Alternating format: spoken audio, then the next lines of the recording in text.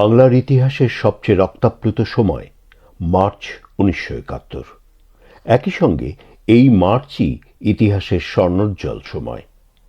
একদিকে মুক্তির আকাঙ্ক্ষায় বাংলার মানুষের গগনবিদারী উন্মাতাল স্লোগান, অন্যদিকে পাকিস্তানি হায়নার নৃশংস বর্বর গণহত্যার প্রস্তুতি। স্বাধীনতার নেশায় আসক্ত জাতিকে কি দাবিয়ে রাখা যায়? গণহত্যা, আগুন আর ধ্বংসের বধ্যভূমি থেকে বাংলার জনতা ফিনিক্স পাখির মতো উড়াল দিয়ে নীল আকাশে এঁকে দিল লাল সবুজ পতাকা। মুক্তির আকাঙ্ক্ষায় উদ্বেলিত জনতার সংগ্রামমুখর ঘটনাবহুল ১৯৭১-এর মার্চ নিয়ে বাঙালিয়ানার প্রতিদিনের আয়োজন রক্তস্নাত মার্চ। স্বাধীনতার ক্ষণ গণনায় আজ ১১ই মার্চ ১৯৭১ বৃহস্পতিবার। এদিনও সারা দেশে দুর্বার আন্দোলন গড়ে তোলেন মুক্তিকামী মানুষ। শেখ মুজিবুর রহমান এক বিবৃতিতে পূর্ব পাকিস্তানি সেনাবাহিনীর বিপুল প্রস্তুতির তীব্র প্রতিবাদ জানান।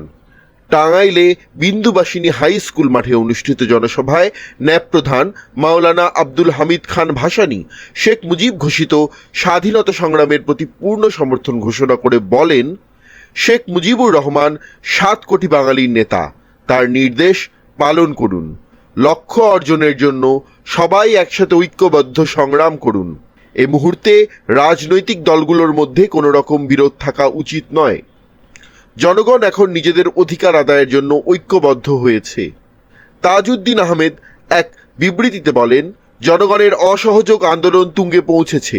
জনগণের এই আন্দোলন সফল করতে অর্থনৈতিক কাজে নিয়োজিত সবাইকে কঠোর শৃঙ্খলা মেনে চলতে হবে।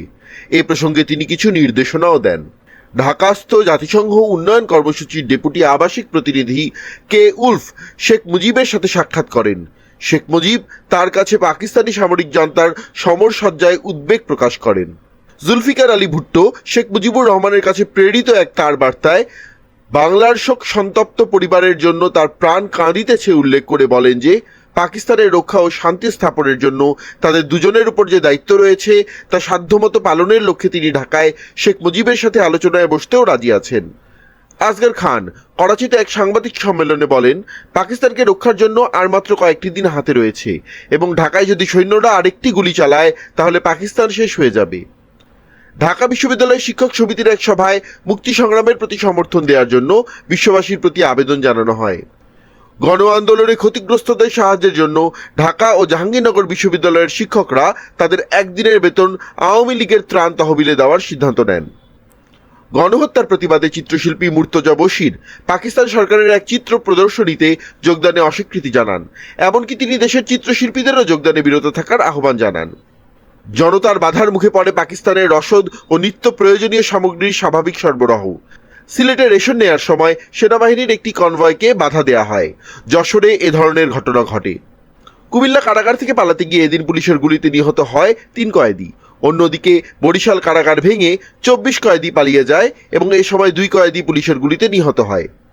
পশ্চিম পাকিস্তান থেকে সমরাস্ত্র সহ 10 মার্চ একটি জাহাজ চট্টগ্রাম সমুদ্র বন্দরে নোঙর করে। এর প্রতিবাদ জানিয়ে স্বাধীন বাংলা সংগ্রাম পরিষদের 4 ছাত্রনেতা জনগণকে সতর্ক থাকার আহ্বান জানান।